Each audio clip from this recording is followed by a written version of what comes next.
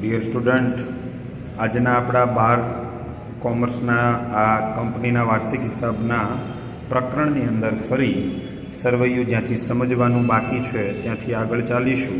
પણ આગળ જે સમજ્યા છીએ એને એક વખત ફરી યાદ કરી લઈએ. તો કંપનીનું પાકું સરવૈયું એ પરિશિષ્ટ 3 મુજબ બને છે. એમાં ઇક્વિટી અને જવાબદારી બાજુ, તો એના 3 મુખ્ય હેડિંગ છે. પહેલું છે શેર હોલ્ડરના ભંડોળ, બીજું છે બિન ચાલુ જવાબદારીઓ અને ત્રીજું છે ચાલુ જવાબદારીઓ. શેર હોલ્ડરના ભંડોળમાં આપણે જોયું, પહેલું આવે શીર્ષક શેર મૂડી. તો એમાં મેં કાલે તમને શીખવાડ્યું હતું ઇક્વિટી શેર મૂડી, પ્રેફરન્સ શેર મૂડી અને શેર મૂડીની બધી જ વિગતો તમને આપી હોય રકમમાં, એ આના શીર્ષક હેઠળ અહીંયા લખી અને અહીંયા સરવાળો બહાર આવી જાય. અનામત અને વધારો, સામાન્ય અનામત, મૂડી અનામત, કામદાર અકસ્માત વળતર અનામત, સમતુલા ભંડોળ કે અન્ય કોઈ પણ અનામતો જે છે, બરાબર, અને તેમજ નફા નુકસાન ખાતાનો નફો સહિત બધી જ રકમો અહીં ટોટલમાં બહાર આવી જતી હોય છે. પછી ત્યાર પછી બીજું શીર્ષક હેડિંગ છે બિન ચાલુ જવાબદારીઓ. આના 3 હેડિંગ આવે છે, 3 શીર્ષક છે. તો એ બી સી કેમ યાદ રાખવાના એ કાલે શીખવાડેલું કે લાંબા ગાળાના ઉછીના નાણાં આપણે લઈએ એટલે એ આપણી જવાબદારી બને છે અને ગમે ત્યારે ચૂકવવાની આપણી જોગવાઈ હોવી જોઈએ. જોગવાઈ એટલે તૈયારી કરવી પડે. હવે એને ધ્યાનમાં રાખીને આ 3 આપણે શીર્ષક બનાવી દેવાના. એ લાંબા ગાળાના ઉછીના નાણાં, અન્ય લાંબા ગાળાની જવાબદારી અને લાંબા ગાળાની જોગવાઈ. લાંબા ગાળાના ઉછીના નાણાંમાં શું આવે? Debenture, bond. યાદ છે ગઈકાલે મેં શીખવાડેલું હતું તમને. ડિબેન્ચર, બોન્ડ, જાહેર થાપણો, બરાબર, મુદ્દતી લોન અને લાંબા ગાળાની લોન. અન્ય લાંબા ગાળાની જવાબદારીઓમાં શું આવે? તો એની અંદર આપણે ગઈકાલે યાદ હોય તો આ પત્રક ઉપરથી શીખવાડેલું. એમાં 2 પ્રીમિયમની વાત કરી હતી, ડિબેન્ચર પરત પ્રીમિયમ અને પ્રેફરન્સ શેર પરત પ્રીમિયમ. ત્યાર પછી લાંબા ગાળાની જોગવાઈઓમાં શું આવે? તો મેં એક ચાવી આપી હતી તમને આની અંદર યાદ રાખવા માટે. 3 ફંડ લેવા 2 કર્મચારીઓ આવે. 3 ફંડ કયા કયા? પેન્શન ફંડ, પ્રોવિડન્ટ ફંડ ને ગ્રેજ્યુટી ફંડ. 2 કામદારોમાં કોણ? કામદાર બચત ખાતા અને કામદાર નફા ભાગ ભંડોળ. જુઓ લાંબા ગાળાની જોગવાઈઓ. લાંબા ગાળાની જોગવાઈઓ કઈ કઈ લાંબા ગાળાની જોગવાઈઓ છે? તો લાંબા ગાળાની જોગવાઈઓમાં આપણે કીધું છે 3 ફંડ લેવા 2 કામદાર આવે, provident fund, gratuity fund, pension fund, અને 2 કામદારમાં કામદાર નફા ભાગ ભંડોળ અને કામદાર બચત ખાતા. અને ત્યાર પછી ચાલુ જવાબદારીઓ. તો ચાલુ જવાબદારીઓમાં ટૂંકા ગાળાના ઉછીના નાણાં. તો તેની અંદર માત્ર ટૂંકી વિગતો 2 જ છે. એમાં એક જ બેંક ઓવરડ્રાફ્ટ અને કેશ ક્રેડિટ, એટલે બીઓડી એન્ડ સીસી. બીઓડી એટલે બેંક ઓવરડ્રાફ્ટ એન્ડ સીસી એટલે કેશ ક્રેડિટ, બરાબર. ત્યાર પછી આપણી પાસે હતું વેપારી દેવા. તો 2 જ વેપારી દેવા છે આપણા, લેણદારો અને દેવી હુંડી. જુઓ લેણદારો અને દેવી હુંડી. અને છેલ્લે મેં કીધેલું તમને અન્ય ચાલુ જવાબદારીઓ અને ટૂંકા ગાળાની જોગવાઈઓ. અન્ય ચાલુ જવાબદારીઓ. અન્ય ચાલુ જવાબદારીઓમાં મેં 2 જ વિગત તમને યાદ રાખવા કહેલી હતી. એક કે ચૂકવવાના બાકી ખર્ચા અને અગાઉથી મળેલી આવકો. પછી કોઈ પણ હોય, એ અગાઉથી મળેલ શેરના હપ્તા હોય, અગાઉથી મળેલ ડિબેન્ચરનું વ્યાજ હોય કે ચૂકવવાનું બાકી વ્યાજ હોય, બરાબર, કોઈ પણ શબ્દ આવો હોવો જોઈએ, ચૂકવવાના બાકી અને અગાઉથી મળેલ. અને છેલ્લે હતું ટૂંકા ગાળાની જોગવાઈ. તો 2 જોગવાઈઓ છે, બરાબર, કરવેરાની જોગવાઈ અને સૂચિત ડિવિડન્ડ. એટલે અહીંયા આપણું આ ગઈકાલે શીખવાડેલું ફંડ હતું એ પૂરું થયું છે. ઇક્વિટી જવાબદારી. હવે આજે છે મિલકતોને શીખવાની. આ જ કમ્પ્લીટ થઈ જાય એટલે આપણું પત્રક પૂરું થશે. એમાં 2 મુખ્ય શીર્ષક છે, બિન ચાલુ મિલકત ને ચાલુ મિલકતો. બિન ચાલુ મિલકતમાં કાયમી મિલકત. કાયમી મિલકતના પેટા શીર્ષક પર છે દ્રશ્ય અને અદ્રશ્ય. તો યાદ જ રહી જાય. કાયમી મિલકતમાં દ્રશ્ય મિલકતો, જમીન, મકાન, પ્લાન્ટ, યંત્ર, વાહન, ફર્નિચર. અદ્રશ્ય પેટન્ટ, પાઘડી, કોપીરાઇટ, ફોર્મ્યુલા, સોફ્ટવેર, ફ્રેન્ચાઇઝ, બરાબર છે. આ બધી જ આપણી અદ્રશ્ય મિલકતો છે. હવે એને તમે વિવરણથી જુઓ તો પણ તમને આ જ પત્રકની અંદર અલગથી આપેલા છે. જો આ પત્રકને આધારે દ્રશ્ય અને અદ્રશ્ય, બરાબર, તો એની સમજૂતીમાં આ કાયમી મિલકત હું બોલી ગયો એ બધી આવી. અને બરાબર આમાં અદ્રશ્યમાં પાઘડી, patent, trademark, copyright, licence, formula અને સોફ્ટવેર આવી ગયું. તો એ પ્રમાણે આ દ્રશ્ય અને અદ્રશ્ય મિલકતો થઈ ગઈ. ત્યાર પછી બિન ચાલુ રોકાણો. બિન ચાલુ રોકાણોના મુદ્દામાં શું આવે છે? તો જુઓ પાછળ બિન ચાલુ રોકાણોની અંદર આવશે આપણી પાસે, બરાબર, પ્રોવિડન્ટ ફંડના રોકાણો અને ડિબેન્ચર પરત નિધિના રોકાણો, ગૌણ કંપનીના શેરમાં રોકાણ અને ટૂંકમાં એક વસ્તુ યાદ રાખવાનું, બિનચાલુ રોકાણો એટલે એની અંદર રોકાણો જેટલા આપણા છે એ બધા આવી જવા જોઈએ, બરાબર. ઇન શોર્ટ તમારે આ બધી જ વિગતમાં ન પડતા એટલું યાદ રાખવાનું છે કે આપણે જ્યાં બીજી કંપનીમાં રોકાણ કર્યું હોય એ બધું જ બિનચાલુ રોકાણમાં આવી જાય, જે લાંબા ગાળા માટેનું હોય, બરાબર. 12 માસથી વધુ સમય માટેનું હોય એ બધું જ બિનચાલુ રોકાણોમાં આવે. પછી એ રોકાણ ગમે તેમાં આપણે કર્યું હોય, બરાબર. જમીનમાં રોકાણ હોય, પ્રોવિડન્ટ ફંડમાં રોકાણ હોય, ડિબેન્ચર પરિસ્થિતિમાં રોકાણ હોય, ગોલ્ડ બોન્ડની અંદર રોકાણ કર્યું હોય, કોઈ કંપનીના શેર કે ડિબેન્ચરમાં રોકાણ કર્યું હોય, કોઈ યુનિટ કે મ્યુચ્યુઅલ ફંડમાં રોકાણ કર્યું હોય, કોઈ પણ. એટલે આ બની ગયું આપણા પત્રક મુજબનું, બરાબર છે, બીનું કામ, બિનચાલુ રોકાણો. ચાલો આમાં શું શીખ્યા, રિપીટ કરો. તો એક હતું કાયમી મિલકતો, બરાબર. બિનચાલુ મિલકતોના મુખ્ય શીર્ષક, મુખ્ય હેડિંગની નીચે પહેલું શીર્ષક કાયમી મિલકતો, અને કાયમી મિલકતોની અંદર એ દ્રશ્ય મિલકતો, તો જમીન, મકાન, પ્લાન્ટ, યંત્ર, વાહન, ફર્નિચર વગેરે. પછી અદ્રશ્ય, બરાબર, પાઘડી, patent, trademark, copyright, formula, software, franchise વગેરે. બિનચાલુ રોકાણો, તો બિનચાલુ રોકાણોની અંદર, બરાબર, જ્યાં પણ આપણે રોકાણ કર્યું છે, પ્રોવિડન્ટ ફંડના રોકાણો, શેરમાં રોકાણ, ડિબેન્ચરમાં રોકાણ શબ્દ હોવો જોઈએ, જે આપણે કોણ કંપનીમાં હોય. શેર એ આપણી મૂડી છે, પણ શેરમાં રોકાણ તો એ અહીંયા આવશે, બરાબર, રોકાણમાં, જે લાંબા ગાળાનું રોકાણ હોવું જોઈએ. હવે પછી કીધું છે લાંબા ગાળાની લોન અને ધિરાણો. જુઓ સી, લાંબા ગાળાના લોન ધિરાણમાં શું કીધું છે એને ધ્યાનમાં રાખી દો. તો એની અંદર, બરાબર, 3 પ્રકારની ડિપોઝિટો છે, બરાબર. કર્મચારીની loan, custom deposit, telephone deposit અને ઇલેક્ટ્રિસિટી ડિપોઝિટ. 3 ડિપોઝિટ અને 1 કર્મચારી, બરાબર. એક કર્મચારી માટે 3 ડિપોઝિટ છે. એમાં કર્મચારીને લોન એ આપણે લાંબા ગાળાની લોન અને ધિરાણ કર્યું કહેવાય. પછી કસ્ટમમાં ડિપોઝિટ મૂકી હોય, ટેલિફોનમાં ડિપોઝિટ મૂકી હોય કે ઇલેક્ટ્રિસિટીમાં ડિપોઝિટ મૂકી હોય, આમાંથી તમારે કોમન શબ્દ કાઢવાનો છે ડિપોઝિટ.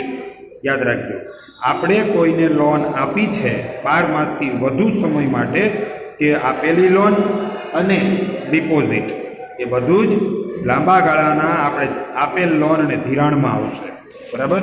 તો અહીંયા ફરી એક વખત આવીએ આપણા પત્રકની અંદર. ચાલો, લાંબા ગાળાના લોન ધિરાણ, તેની અંદર લાંબા ગાળાના લોન ધિરાણની અંદર આપણે ત્યાં જે આપણે જોયું છે તેમાં કર્મચારીને આપેલી લોન અને કોઈ પણ પ્રકારની કરેલી ડિપોઝિટો, જેમાં આપણે જે ડિપોઝિટ કરી હોય કોઈ પણ જગ્યાએ તેનો સમાવેશ થશે. એ કસ્ટમ ડિપોઝિટ હોય, ટેલિફોન ડિપોઝિટ હોય કે ત્યાર પછી ઇલેક્ટ્રિસિટી ડિપોઝિટ હોય. તો મિત્રો આ પ્રકરણની અંદર આપણે જે જોયું તેમાં નમૂના મુજબ ફરી પાછી મિલકતોની યાદી ચેક કરીએ. તો મિલકતમાં શું મોઢે રાખવાનું છે, તો પહેલું શીર્ષક આવે છે મુખ્ય બિનચાલુ મિલકતો. બિનચાલુ મિલકતોની અંદર પેટા શીર્ષક એ કાયમી મિલકતો. તેના 2 પેટા પ્રકાર છે, દ્રશ્ય અને અદ્રશ્ય. દ્રશ્ય મિલકતો બધી જ આપણે બોલી ગયા, જમીન મકાનવાળી. અદ્રશ્ય બધી જ આપણે બોલી ગયા, પાઘડી પેટન્ટવાળી. બિનચાલુ રોકાણો, તો એની અંદર આપણે કોઈ પણ કંપનીમાં કરેલા રોકાણ છે. કોઈ કંપનીની અંદર ગૌણ કંપનીમાં શેરમાં રોકાણ, ડિબેન્ચરમાં રોકાણ, મ્યુચ્યુઅલ ફંડમાં રોકાણ વગેરે. અને લાંબા ગાળાની લોન ધિરાણ, તો કે તેની અંદર આપણે કોઈ કર્મચારીને લોન આપી હોય કે આપણે કોઈ જગ્યાએ ડિપોઝિટ મૂકી હોય, બરાબર. એ ઇલેક્ટ્રિક ડિપોઝિટ હોય, ટેલિફોન ડિપોઝિટ હોય, કસ્ટમ ડિપોઝિટ હોય કે કોઈ પણ જગ્યાએ માત્ર ડિપોઝિટ મૂકી હોય, એ બધું આપણે લોન કે ધિરાણ કર્યું કહેવાય. અને હવે આની અંદર જ તે મુખ્ય નંબર 1નું છેલ્લું છે શીર્ષક અન્ય બિનચાલુ મિલકતો. જુઓ આગળ ટેક્સ્ટબુકમાં આવો, અન્ય બિનચાલુ મિલકતો, બરાબર. તો કે એમાં ડિબેન્ચર વટાવ, જાહેરાત ઝુંબેશ ખર્ચ અને સંશોધન અને વિકાસ ખર્ચ. ડિબેન્ચર વટાવ, જાહેરાત ઝુંબેશ ખર્ચ, સંશોધન અને વિકાસ ખર્ચ. હવે આ છે ને અન્ય બિનચાલુ મિલકત એટલે ટૂંકમાં હું તમને કહું કે મિત્રો આપણે 11 કોમર્સમાં ભણેલા અવાસ્તવિક મિલકતો એ છે આ અન્ય બિનચાલુ મિલકતો. બરાબર, જે આપણે 11 કોમર્સની અંદર અવાસ્તવિક મિલકતો ભણેલા એ આ અન્ય બિનચાલુ મિલકતો છે. બરાબર, અવાસ્તવિક મિલકતોમાં આ જે અહીંયા બતાવ્યા છે, ડિબેન્ચર પર આપેલ વટાવ, જાહેરાત ઝુંબેશ ખર્ચ, સંશોધન ખર્ચ, વિકાસ ખર્ચ, બરાબર, જે અવાસ્તવિક મિલકતો છે ને એ બધી જ અન્ય બિનચાલુ મિલકતો કહેવાશે. એટલે તમારી યાદી માટે તમે અહીંયા લખી શકો કે બધી જ અવાસ્તવિક મિલકતો એટલે અન્ય બિનચાલુ મિલકતો. તો જુઓ મિત્રો, પાકા સરવૈયાની અંદર અત્યારે આપણું આ મિલકતો બાજુનો જે પાર્ટ છે તેમાં બિનચાલુ મિલકતોની બધી જ માહિતી ક્લિયર થઈ ગઈ. ફરી એક વખત આપણે ચેક કરી લઈએ તો બિનચાલુ મિલકતમાં કાયમી મિલકત, એમાં દ્રશ્ય અદ્રશ્ય હવે યાદ રહી ગયું. બિનચાલુ રોકાણો, તેમાં આપણે કરેલા કોઈ પણ પ્રકારના રોકાણો છે. લાંબા ગાળાની લોન અને ધિરાણ, તો કે એમાં આપણે કર્મચારીને આપેલી લોન અને 3 ડિપોઝિટની મેં વાત કરી હતી, ઇલેક્ટ્રિસિટી ડિપોઝિટ, ટેલિફોન ડિપોઝિટ અને કસ્ટમ ડિપોઝિટ. બરાબર, અને છેલ્લે કીધું અન્ય બિનચાલુ મિલકતો. એટલે આને આપણે કઈ રીતે યાદ રાખીશું? આપણી 11માંની બધી જ અવાસ્તવિક મિલકતો, ડિબેન્ચર વટાવ, જાહેરાત ઝુંબેશ ખર્ચ, વિકાસ ખર્ચ, સંશોધન ખર્ચ, બરાબર, જે માંડી વાળવાના છે એ બધા જ અહીંયા આવી જશે. હવે પાકા સરવૈયાના મિલકતોનું એક છેલ્લું પાસું એટલે ચાલુ મિલકતો, જે અત્યંત સહેલું છે. ચાલુ મિલકતોમાં પહેલું છે ચાલુ રોકાણો. બરાબર, તો જુઓ, ચાલુ રોકાણોની અંદર શું લેવામાં આવશે? બરાબર, ચાલુ રોકાણ જે 12 માસથી ઓછા સમયના આવશે ને એ બધા જ ચાલુ રોકાણ કહેવાય. અહીંયા મેં તમને કીધેલું બિનચાલુ રોકાણ કે જેમાં 12 માસથી વધુ. તો ચાલુ રોકાણ કોને કહેશું? જે 12 માસથી ઓછા. એટલે આ જ બધા રોકાણ જે આપણે કોઈ કંપનીમાં રોકાણ કર્યું છે એ જ આમાં આવી શકે. અહીંયા પણ એ જ આવશે. આપણે પણ કોઈ કંપનીમાં રોકાણ કર્યું છે એ જ છે, પણ સમયગાળો જોવાનો. 12 મહિનાથી વધુ હોય તો બિનચાલુ રોકાણ કહેવાય, અને 12 મહિનાથી ઓછો હોય તો એને ચાલુ રોકાણ કહેવાશે. આટલો ડિફરન્સ છે. અને ત્યાર પછીનો પોઈન્ટ છે આપણો બી, માલ સામગ્રી. માલ સામગ્રી એટલે આપણા ધંધાની અંદર રહેલો તમામ પ્રકારનો માલ સ્ટોક. બરાબર, જેમાં શરૂઆતનો માલ સ્ટોક, આખરનો માલ સ્ટોક, અર્ધ તૈયાર માલ સ્ટોક, માર્ગસ્થ માલ પણ આવે. માર્ગસ્થ માલ કોને કહેશું? ચાલો, માર્ગસ્થ માલ એટલે કે તમે સુરતના વેપારી છો અને દિલ્હીથી માલ મંગાવો છો, તો દિલ્હીનો તમારો વેપારી તમારા માટે ટ્રક ભરીને કે ટ્રેનમાં માલ રવાના કરી દે. બરાબર, અને એના ગોદામમાં દિલ્હીથી માલ નીકળી ગયો છે પણ હજુ તમારા ગોદામ સુરતમાં પહોંચ્યો નથી. એટલે કે એ લાખો કરોડોની કિંમતનો માલ સામાન રોડ પર છે, આવી રહ્યો છે, બાય ટ્રેન આવી રહ્યો છે, પ્લેનમાં આવી રહ્યો છે, કે શિપ એટલે જહાજમાં આવી રહ્યો છે, જે નથી તમને વેચનારના ગોદામમાં માલ, નથી તમે ખરીદનારના ગોદામમાં માલ, એ રસ્તામાં છે હજુ માલ, એને કહેવાય માર્ગસ્થ માલ. એ પણ માલ સામગ્રીમાં જ ગણવો પડે હિસાબોમાં. બરાબર, એટલે શરૂનો માલ સ્ટોક, આખરનો માલ સ્ટોક, બરાબર, એટલે માલ સ્ટોક જ કહેવાશે.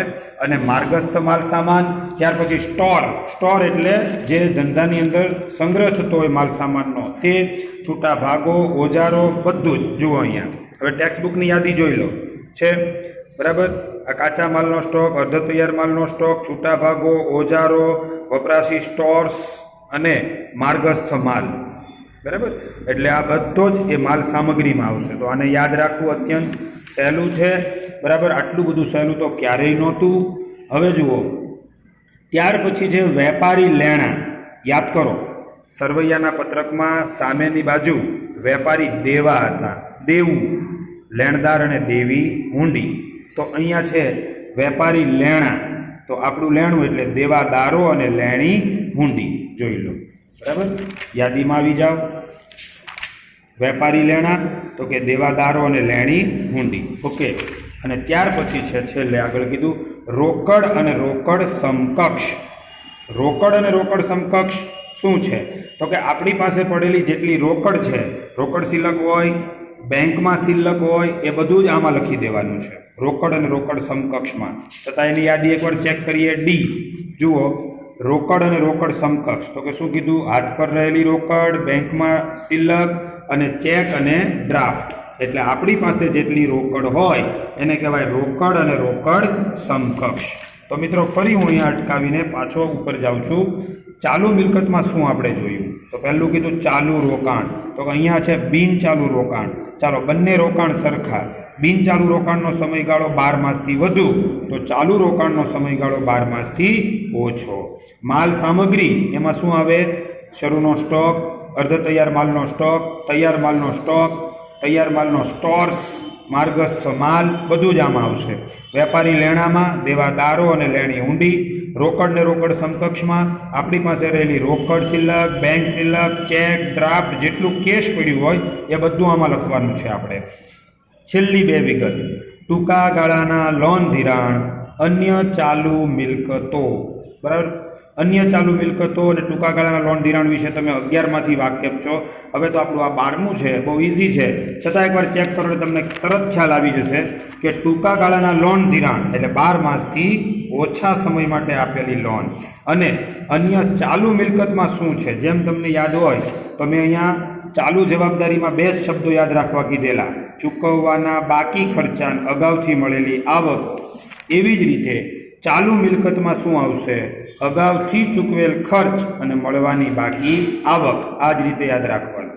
બરાબર, અગાઉથી ચૂકવેલ ખર્ચ એ લેણું છે, એમ મળવાની બાકી આવક જે હજુ સુધી આપણને મળી નથી તે લેણું છે. ઓકે, તો એ રીતે આવશે અન્ય ચાલુ મિલકતો.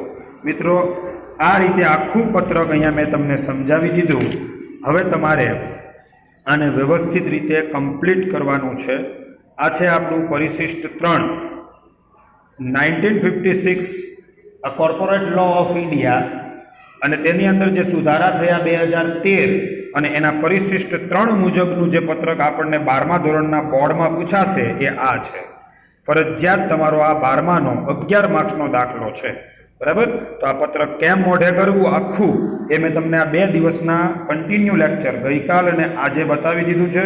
એના આધાર પર તમે વ્યવસ્થિત ચેક કરશો એટલે હવે શ્યોરલી તમને યાદ રહી જ જશે. અને આને વ્યવસ્થિત રીતે કમ્પ્લીટલી એવું લાગે તો થોડુંક લખીને પણ મોઢે કરી દેવું. ઓકે, અહીંયા આપણું આ સરવૈયાનું પત્રક પૂરું થયું. અસ્તુ.